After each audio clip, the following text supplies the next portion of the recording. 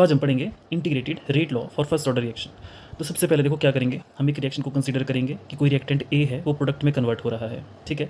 उसके बाद rate law expression के अकॉर्डिंग रेट ऑफ रिएक्शन, इसकी वैल्यू किसके बराबर हो जाएगी, के कॉन्सेंट्रेशन ऑफ ए और उसकी पावर वन क्यों लिखा, क्योंकि फर्स्ट ऑर्डर रिएक्शन है तो किसी की पावर वन होती है ना, तो वही टर्म आ जाती है। तो आर ओ आर किसके बराबर आ जाएगा, के कॉन्सेंट्रेशन ऑफ ए के बराबर। इसको नाम दे दिया हमने इक्वेशन 1, ठीक है।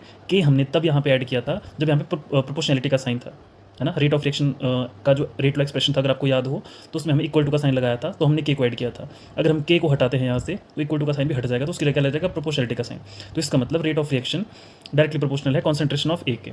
सो फर्स्ट ऑर्डर रिएक्शन के लिए जो रेट ऑफ रिएक्शन होता है वो डायरेक्टली डिपेंड करता है किसके ऊपर, रिएक्टेंट के कॉन्सेंट्रेशन के ऊपर। अगर इसको बढ़ाएंगे तो रेट ऑफ रिएक्शन बढ़ जाएगा, कॉन्सेंट्रेशन को कम करेंगे तो रेट ऑफ रिएक्शन भी कम हो जाएगा। अब रेट ऑफ रिएक्शन का दूसरा फॉर्मूला भी हमें पता है according to instantaneous rate of reaction, तो किसके बराबर हो जाता है, minus D A upon D T. इसको नाम दे दिया हमने 2। अब देखो रेट ऑफ रिएक्शन इसके बराबर भी है, रेट ऑफ रिएक्शन इसके बराबर भी है, तो इसका मतलब ये दोनों भी आपस में क्या होंगे, बराबर होंगे, क्योंकि है तो रेट ऑफ रिएक्शन ही ना। तो इनको हमने कंपेयर कर दिया। अब कंपेयर करने के बाद हमने minus D A upon D T is equal to K concentration of A. अब हम क्या करेंगे, जो जो सिमिलर टर्म्स हैं उनको एक तरफ ले जाओ, मतलब ए को हम उस तरफ ले जाते हैं और ये जो डी टी है इसको दूसरी तरफ ले जाओ, माइनस साइन को भी दूसरी तरफ ले गए, तो D A upon A is equal to minus इधर चला गया माइनस के इंटू डी टी, ये मैंने लिख दिया। अब ये निकला है एक्चुअली में इंस्टेंटेनियस रेट, मतलब rate of reaction at a particular point. लेकिन जब हमने पूरी रिएक्शन का रेट ऑफ रिएक्शन निकालना है तो उसके लिए हमें बहुत सारे अलग अलग पॉइंट पे निकाले गए इंस्टेंटेनियस रेट ऑफ रिएक्शन की वैल्यू को जोड़ना पड़ता है, तो उसके लिए हम इंटीग्रेट कर देंगे इसको। तो इंटीग्रेशन से क्या होगा, देखो इंटीग्रेट करने पे हमने साइन लगा दिया, integration of D A upon A is equal to minus K integration of D T.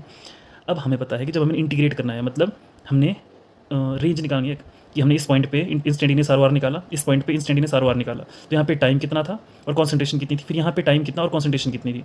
तो हमने उसके लिए हमें लिमिट्स लगा दी।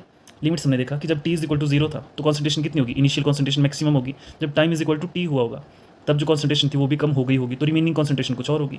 अब हम यहाँ क्या करेंगे, जो लिमिट्स होगी उनको यहाँ पे पुट कर देंगे। तो integration of 1 upon A D A, इसको मैंने इस तरीके से लिख दिया सिंपल, ठीक है। और यहाँ पे लिमिट्स पुट कर दी ए नॉट टू ए, यहाँ पे minus K integration of D T, limits are 0 to T. अब 1 अपॉन एक्स डी एक्स, इसकी इंटीग्रेशन क्या होती है, नेचुरल लॉग एक्स, है ना। या तो हम इसको एल लिखते हैं या फिर हम इसको लॉग बेस ई भी लिखते हैं। अब यहाँ पे देखो जो इसकी इंटीग्रेशन क्या बताई मैंने, नेचुरल लॉग एक्स, तो 1 अपॉन ए की क्या हो जाएगी इंटीग्रेशन, नेचुरल लॉग ए। लिमिट्स हमने वैसे ही लिख दी, है ना। इसकी तो मैंने पहले बताई थी आपको, जब आपके पास डी टी के साथ में कोई टर्म नहीं होती है ना, टी से रिलेटेड, तो इंटीग्रेशन से डी कट हो जाता है, डायरेक्ट इसकी इंटीग्रेशन वही आ जाती है जो टर्म होती है। इसको हमने लिख दिया 0 टू टी, हमने इंटीग्रेशन लिख दी इसकी।